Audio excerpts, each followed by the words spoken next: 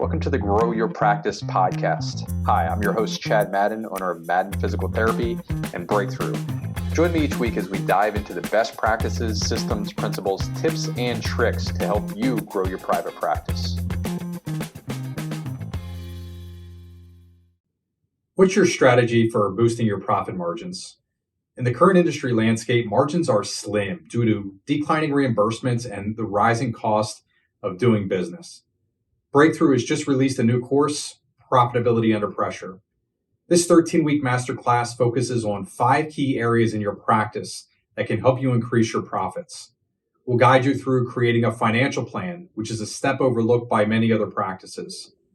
You'll also learn how to renegotiate insurance contracts, evaluate whether cutting ties with lower payers is beneficial, and how to add cash pay services to improve your lifetime patient value. By the end of this course, you'll have improved control over your profit margins and a clear roadmap for future growth. This program is exclusively for private practice owners. You must apply to be accepted. No hops or pops practices. Click the link below to get started. Next thing we're going to cover is the 5 Financial IQs in Robert Kiyosaki's book, Increase Your Financial IQ. As I shared with you earlier, this is my favorite in the Rich Dad, Poor Dad series, which now I think is more than 30 books. But I think it has the best information in it. And if you're already somewhat familiar with most financial terms, I think you can, breeze through Rich Dad, Poor Dad, and also the cash flow quadrant. This is, I think, the most important book that will help you connect the dots. And the other thing that I like about it is it has some really advanced material in it, but yet it gives you just about everything. So there's a lot of stuff in here that I don't necessarily use on a day-to-day basis. There's a lot of stuff that nails exactly what I do. But let's get started with that, and I'll share some just how I personally apply the material in this book. So financial IQ number 1 is making more money.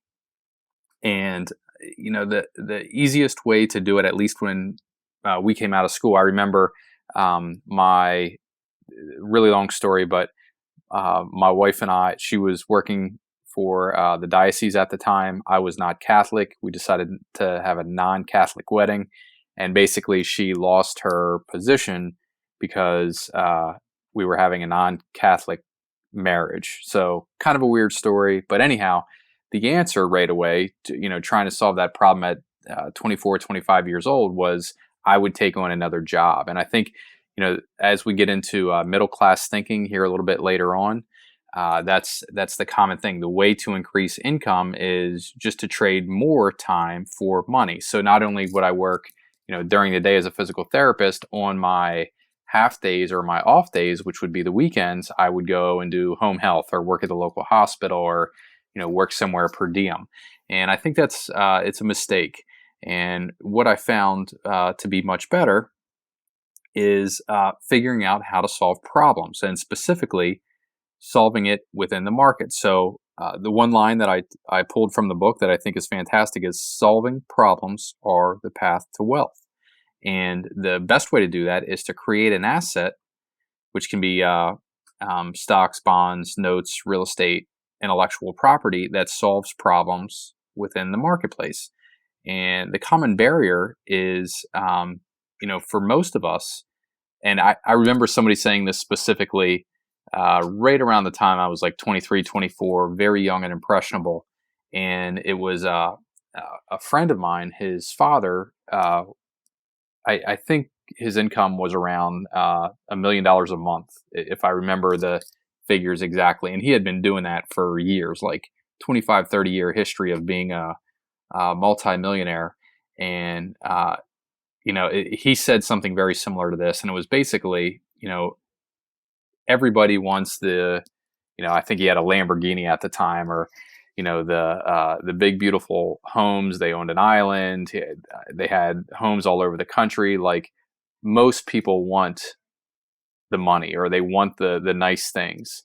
Very few people want to do what he did on a day-to-day basis, which was, stay up late at night, solving business problems, get up early in the morning, lots of travel in there, lots of speaking, lots of studying, very disciplined lifestyle, most people don't want to go through that, or they don't have the discipline to go through that. And the way that you can see that play out is lotto winners, or we'll talk about here in a second. But the number of NBA players who declare bankruptcy is alarmingly high, and it's within 1 or 2 years after they retire from the league. And the basic idea is this: as you go through the process and as you're solving bigger and bigger problems in the marketplace and increasing your worth within the marketplace and gaining wisdom along the way, again, we'll talk about this a little more in depth here in a second, but as you're doing that, you're gaining wisdom. And what that teaches you how to do is handle money. Most people never go through that. They're just looking for that, wow, if I just took this, one course and I got this certification, then everything's solved. That never happens. It's a journey. It's a process. It's moving in the right direction. And what happens is, as you get more and more responsible, more and more knowledge, and more control over cash flow, and learning how to build businesses and purchase real estate if you're going to go that route, or purchase gold and silver, or whatever your path to wealth is, the more you study it, the more responsibility you get, and the more you're worth in the marketplace. And money behaves accordingly. It's almost like money kind of has a mind of its own. And for people that don't respect it, again, we'll nail this when I get to the lessons of my 3 mentors here. But what happens is, the lotto winners and professional athletes, they've never been trained in how to handle money. They've never had to solve that problem. They've just had this endless cash flow, or this huge lump sum that they get. They didn't do necessarily anything to earn that other than buy a lotto ticket in the case of the lotto winner, or in the case of the professional athlete, they've worked, very hard at their skill, but that there's no translation at all into handling money. So they have this huge amount of cash flow, have never developed the skills of how to handle money, have never climbed that ladder. No long-term assets other than their own ability. And once that's gone, it's gone. And then what frequently happens is they have these huge expenses. They, thought the money was going to last forever, and now that hasn't happened, and they can't adjust quickly enough. So the thing that you want to do is focus on making more money on the right side of that cash flow quadrant, which is basically building assets. As I shared earlier, something that was impressed upon me very early on was make money in what you know how to do. Live on as little of it as you need, and invest the remainder in real estate. Financial IQ number 2 is protecting your money. And in the book, they list, I believe, 7 different B's. I'm going to go over the 5 that I'm at least aware of and that I'm the most cautious of. First one is bureaucrats. That's lawmakers. By the way, always remember this. Our country was founded by landowners, and the tax laws, when you fully understand it, and I'll give you a huge disclaimer here, sit down with your CPA and understand this first, but earned income is taxed differently and at a much higher rate than portfolio income or passive income. The one example that I'll get into here showing you in real estate is, I've been able to take literally hundreds of thousands of dollars out of my commercial real estate portfolio and pay 0 taxes. And, you might ask, is that even legal? It's very legal. And, there's been a constant hit that is going to go away. I can tell you right now that will never go away. There's too much pull from large landowners or people that own huge amounts of commercial realty. That basically what would happen if there were laws that were passed against that, if capital gains were taxed at a much higher rate, then people would just take their money elsewhere, meaning other countries. And it's just, the government is not always the smartest, but they're definitely not wanting to repel huge commercial landowners. And by the way, passive income on, I believe, capital gains is taxed at about 15%. Earned income is basically taxed at 37 to 40% by the IRS. So huge difference there. If you make $100,000 in earned income, you're paying 37 grand in taxes roughly. If you make $100,000 in passive income, you're paying 15 grand. I'd rather pay 15 grand and have 85 left over than pay 37 grand and have 63,000 left over.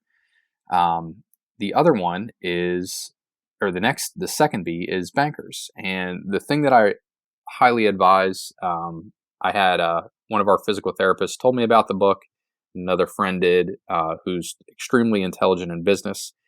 They told me to read this book, The Creature from Jekyll Island, and it basically takes you through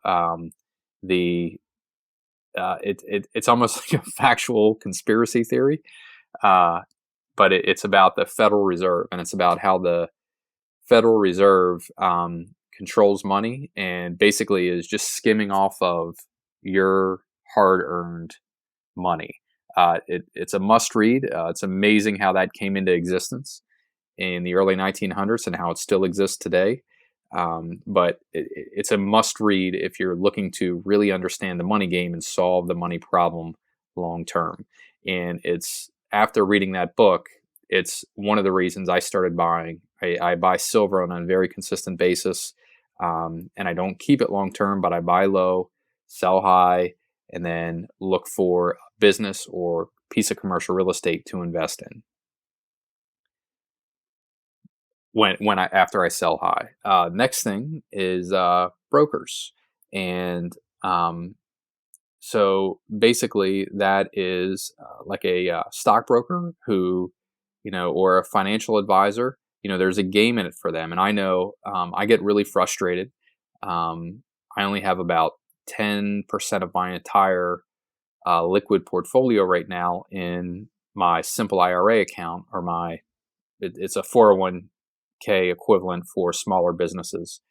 And, I get upset that I can't easily distinguish what their fees are, but their fees are in there and they're pretty substantial. So that's another way that, you can really lose a lot of money. The one thing that I've done repeatedly is just interview extensively your brokers. And I found one who I trust, grew up with his family, know his wife, his 4 children, his parents, his in-laws as well, and, very much trust him because what he is telling me to do, he actually does, and he shows me that. That's a key. Most brokers, or a large portion of brokers, don't actually do what they're telling you to do. You want a broker that does that. The other thing I'll share with you when we get into my 3 mentors here, one of my mentors is an insurance and financial investment broker, and has a very successful 55, 60-year career in that. And what he tells me to do, he also does. And then what I do is I take ideas back and forth and bounce them off. Hey, Drew is telling me to do this. Hey, Ernie's telling me to do this. What do you think about that? And just get their input. Kind of pit them against each other in a competitive way, but just so that I understand as much as possible with my little p physical therapy brain how the financial markets work and exactly what they're telling me to do. Again, I always err on, so I shared with you 10% of my portfolio roughly is with other people and their brokers that I trust. 90% of my money is under my direct control, either in businesses that I own or partially own, or real estate that I own, partially own, or in a money market fund that I can run down the street and grab in a second if I need to when I recognize the right opportunity, or in silver in my mattress. That's a joke. Okay, so the next one is businesses, and realize that if so, for example, most of us at some point are going to buy a vehicle, or we're going to lease a vehicle, and just recognize that unless you're walking in and paying cash, or you're getting 0% financing, that the game is for that auto manufacturer to get as much income as possible out of the sale of that vehicle. So, frequently there are very compelling leasing options, or there are compelling finance rates. And even if they're earning, 2% on their money, that 2% is coming from somewhere, and it's coming from your pocket. So I know, for a while, auto financing was 7, 8, 9%. Again, that's a game that goes against you and your pocketbook, and not you protecting your money. It's a threat to your money, and it's basically skimming off of your account, and again, your hard-earned money. Another one is attorneys, and I've, I guess right now, 3 attorneys who I go to on a routine basis, depending on what area that I'm looking for advice in. I keep the conversations pretty quick, and we get right to the point. But having 1 or 2 attorneys on your team who you trust, probably one for employment law if you're an employer, and so we have one that we've consulted on an as-needed basis for commercial real estate issues. But you want somebody who's knowledgeable, you want somebody who's in the game, and that they specialize in whatever you're going to them for. So if it's employment law, I want a guy that's doing employment law 100% of the time. If I'm planning an estate, I want a guy that is doing exactly what he's telling me to do, and I want him to show me that he is doing estate planning. We use a guy here, Mike Charuka, who is very thorough, and that's just about the only thing that his law practice does. So again, there are 5 areas that you at least want to be aware of in protecting your money. And the other 2 B's in the book were basically your family. And I'll share another piece of advice here as well. As you go along, when people see you doing certain things. So, for example, Steph and I, for 8.5 years, lived in a neighborhood. And while it wasn't necessarily widespread, what happens when you live in a development or a neighborhood is people are in your business, for lack of a better term, and we wanted to get away from that. So, if I want to go out and buy a GMC Denali SUV, and I pay cash for it, or I lease it for 7 years, or finance for 7 years, like, I don't really need somebody. I don't need my neighbor's judgment on that. I don't. It's just not something that I'm looking for. Also, at Thanksgiving dinner, at Christmas time, at family get-togethers and family birthdays, I've learned to just do very vague talk about how well or how poorly I'm doing, just because everybody will have advice and opinions as you begin to get more and more successful. So as you go through your journey and you can solve bigger and bigger problems in the marketplace, and you become more and more valuable, the thing that will happen, and this has happened to me way too many times, somebody knows that I'm doing really well. Hey, guess what I need? We need X amount of dollars to buy this new vehicle. We need X amount of dollars to take a vacation. Or better yet, there's a really good reason that they need the money, and it's always compelling, but we just spent $7,000 on a vacation. So now, therefore, we need this money to buy, for our child's education or whatever it is. You never want to lend. So my advice on family is you never want to lend money that burdens them in any way. We've had, every time we've been asked for money, I always use the same thing. To the best of my knowledge, my wife is doing the same plan. Although I guess it's always possible there's something that I wouldn't know about. But I never want to lend money in a way that burdens the other person. So usually what we'll say if it involves their children is we'll say, we're allowed to do 5, or I think the tax law is $10,000 gift. But I don't want to burden that person in any way. I'll give you $10,000 for their education, but you're not going to pay me back, because I don't want to feel weird with that family member in any way. And by the way, nobody ever takes me up on that.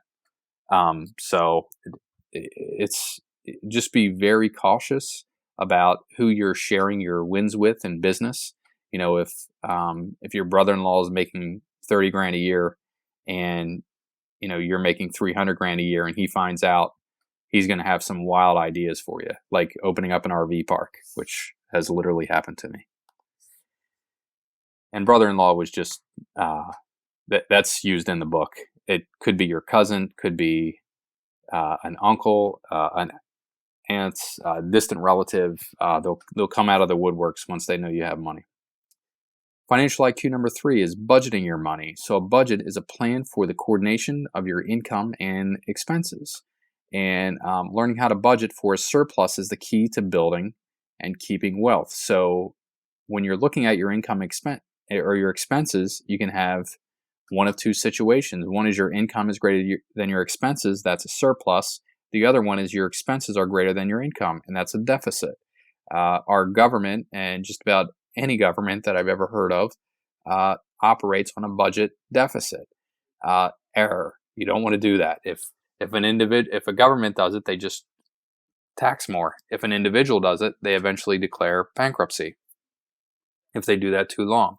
So your goal is to operate on a surplus. And the goal here, so what most people do is, like, let's say your take-home pay is $7,000 a month. And so that's your income. And your expenses are $7,000 a month. And you have nothing left over at all. So there's no savings for tithing or donations. There's no savings for life or asset building, and there's no savings for investment. So you have nothing at all to build assets with, because the $7,000 a month has gone 100% to expenses. What wealthy people will do, actually, let's go to the next slide here. The one point I want to make on this before we move on is if the priorities are straight and in alignment with what wealthy people do, with people who build and keep wealth, what they do is they invest in the asset first, and then they live on the remainder of the expenses. They don't do the expenses first and then hope something is left over to invest in assets.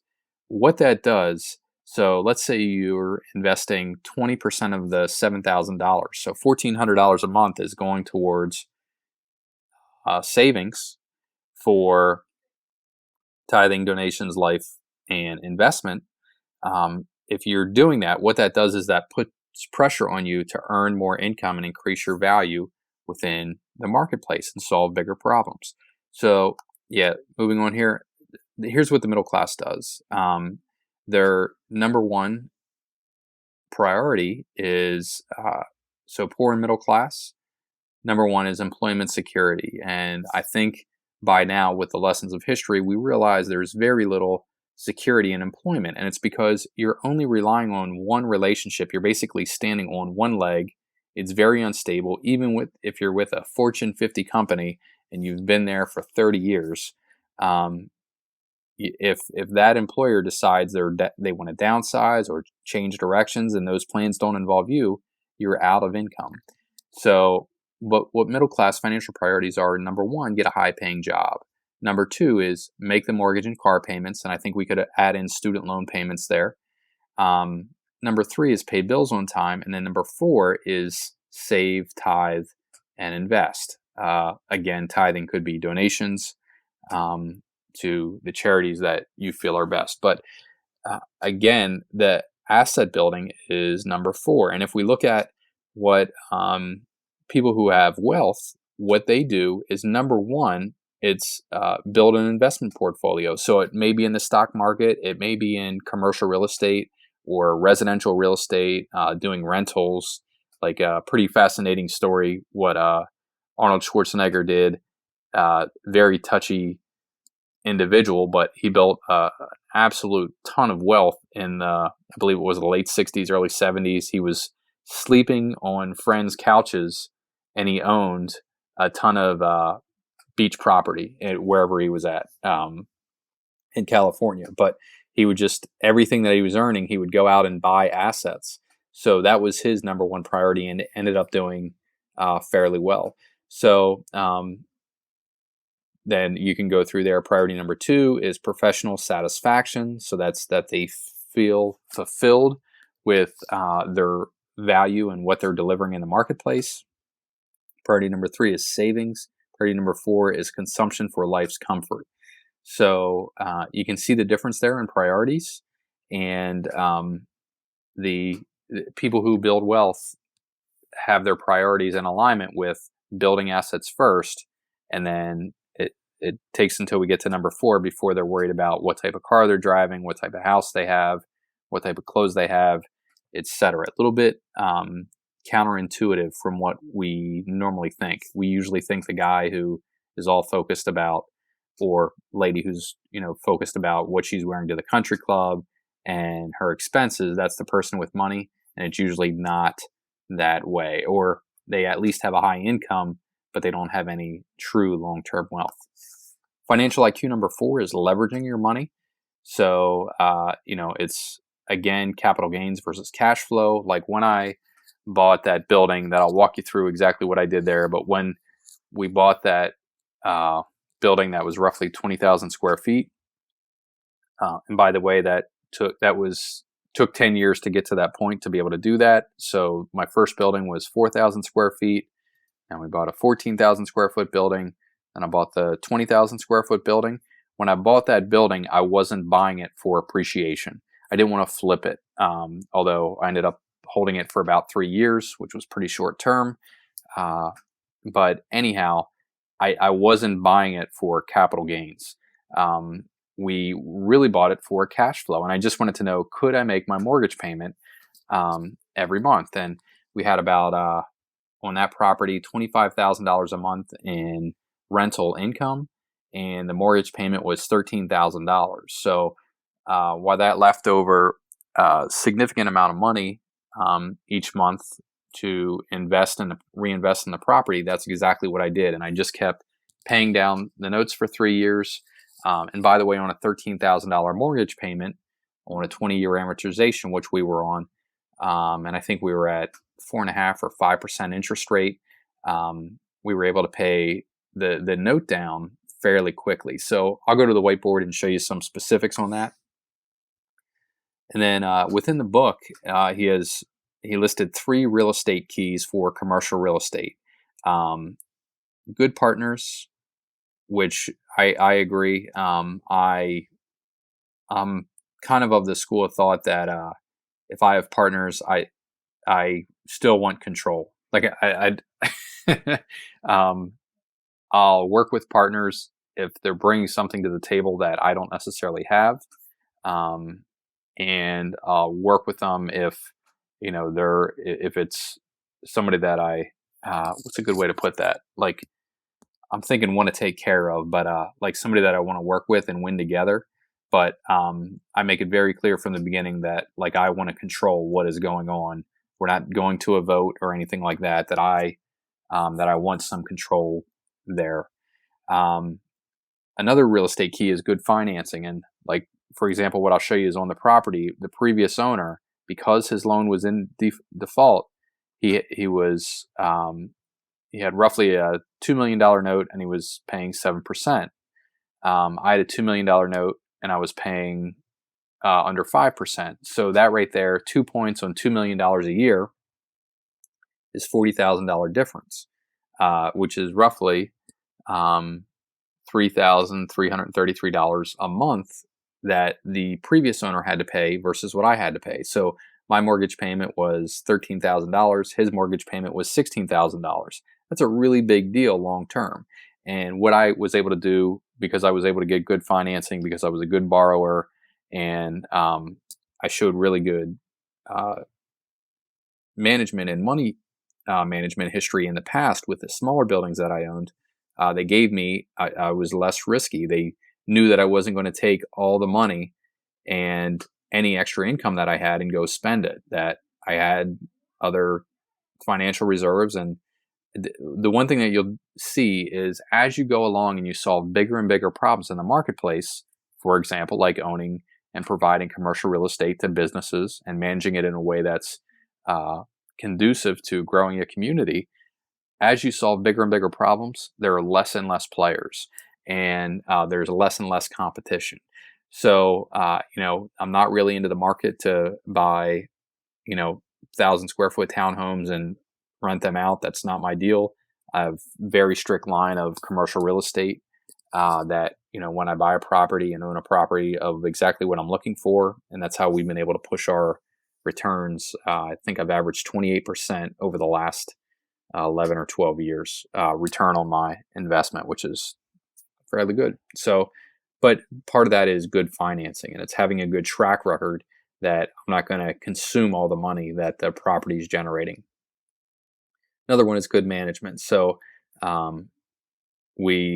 I've cheated on my properties in terms of I always went to a mentor who had owned, literally a million square feet of commercial real estate, ask him for advice repeatedly, and his best manager, and would basically follow anything that he told us to do. So if he was switching, outside trash receptacles, we switched outside trash receptacles. When he went to the Honeywell 8000 programmable thermostat for climate control within each suite, we did that as well. So, you need somebody like that in your life where you can go to them with problems and they can say, here's what I would do in that situation.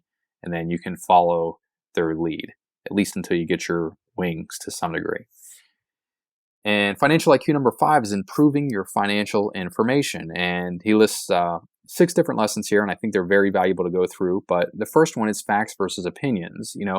You can read an opinion book like by Harry Dent, which is like the Roaring 2000s, or the latest one was the demographic cliff. And, just realize that as you're reading that, there may be facts within that, but basically it's an opinion. Like anytime you see a projection, it's an opinion. And, you want to do business and make decisions with facts.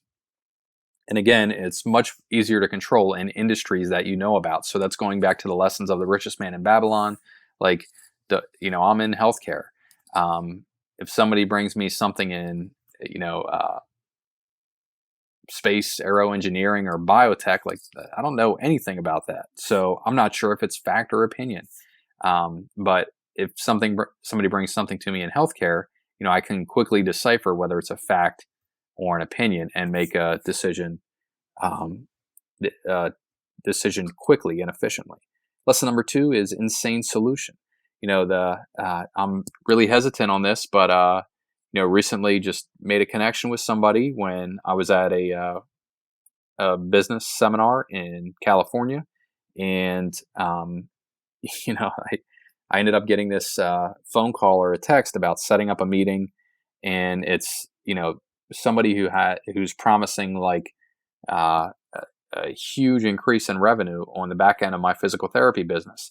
And I said, well, that's great. I'm willing to meet with you, but before we meet, I want you to give me material that I can go through and see what's fact and opinion. And they refused to do that. Well, guess what? I'm pitched constantly. You're pitched constantly. We all know that what's going to happen is if I end up taking the meeting, the person's going to show up. They're going to have some insane solution about how I can, switch my entire business over to cash pay and make, literally hundreds of thousands of dollars or hand over fist money more than I am now. And I'm not going to do that. I'll either end the meeting quickly and abruptly, or likely my gut feeling right now is to not even take the meeting. So beware of insane solutions, things that just don't make sense. And along those same lines is, lesson number 3, risky actions. If you want to talk risky, I think nobody lives riskier than a professional poker player. And, why they can control a lot, there is still a lot of luck involved. And I have a couple friends that have played professionally, and the one thing that I notice is the best professional poker players, they only play with a very small portion. They only have at risk a very small portion of their total. They call it a bankroll. So if they have $100,000 bankroll, they never have more than $1,000 in play at any given time. They don't go out and play in a $15,000 tournament just because they have $100,000 saved. So the best ones, the ones that do it actually for a career, it's that same idea. same thing here. Like, I never invest 100% of what I have in any basket. It's kind of that idea of you don't want all your eggs in one basket. You can diversify amongst your own businesses, amongst your own properties, and not, be completely reliant on pulling off one huge deal and trying to retire on that. Don't chase that. It is a journey, and I love the term perseverance, because it is, you're going to need to persevere long term to create wealth. It's not something that you can fake. Again, you can win the lotto, and we've all heard the horrible lotto stories that happen. So if something looks like the lottery, beware. Lesson number 4 is control over the asset. Again, if I can give you money and invest in your business, or I can give me money and invest in my business. In almost every single scenario, I'm going to invest in my own business.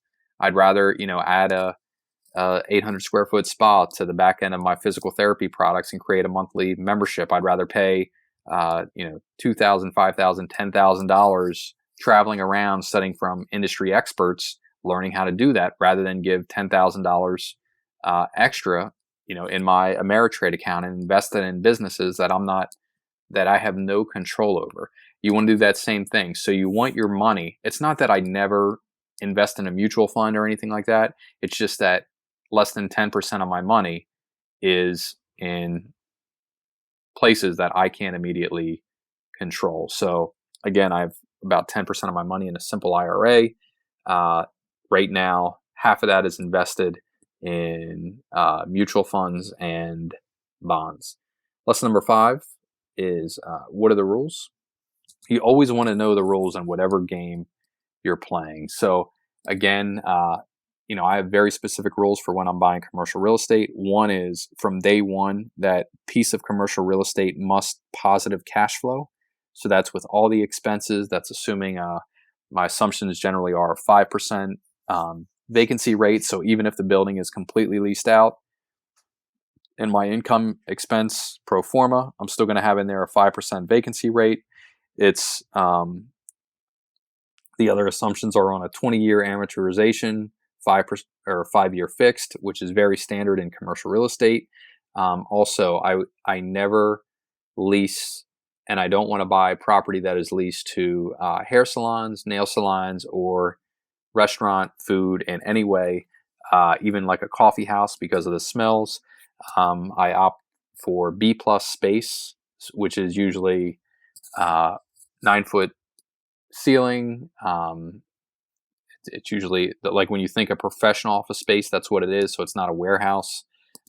Usually a brick facade on the exterior, high traffic area in between where moms live and where they shop at the grocery store. If you can get between where moms live and Target, you're in really, really good shape, because there will always be businesses that want to exist there. I prefer professional clientele. And how I got to this was, I surveyed a real estate agent, and I said, who's most likely to pay full rent? What type of client's most likely to pay full rent? And he gave me a list of 10, and it was like attorneys, nursing agencies, so like home health, blood banks, things along those lines, CPAs, financial advisors, I'm blanking on some of the other ones. Professional, including physical therapy, chiropractic, podiatry, dentistry. They're all long-term clients. So if I have property and I have a space available, I want to lease it to somebody like that. Optometrist, we've leased to Miracle Ear. Had a good experience so far with the UPS store. Again, CPAs, if I didn't say that already. Estate planners, H&R Block we've leased to as well. Very good long-term favorable trend there, and they're not hard on the space. They have good clientele going in and out, and it helps me maximize my cash flow, which gives me extra money every month to pay down the mortgage even more and increase the intrinsic value of that asset. And but they're the rules that I use when I'm looking for property. I also want the the building to be of the highest quality in its immediate area. So I want it to be like at the top of the market, not something that I'm rescuing from the bottom of the market and that needs a ton of work. So they're the trends that I look for in commercial real estate. Again, financial IQ number 5 is improving your financial information. What's your strategy for boosting your profit margins? In the current industry landscape, margins are slim due to declining reimbursements and the rising cost of doing business. Breakthrough has just released a new course, Profitability Under Pressure. This 13-week masterclass focuses on 5 key areas in your practice that can help you increase your profits. We'll guide you through creating a financial plan, which is a step overlooked by many other practices. You'll also learn how to renegotiate insurance contracts, evaluate whether cutting ties with lower payers is beneficial, and how to add cash pay services to improve your lifetime patient value. By the end of this course, you'll have improved control over your profit margins and a clear roadmap for future growth. This program is exclusively for private practice owners. You must apply to be accepted. No hops or pops practices. Click the link below to get started.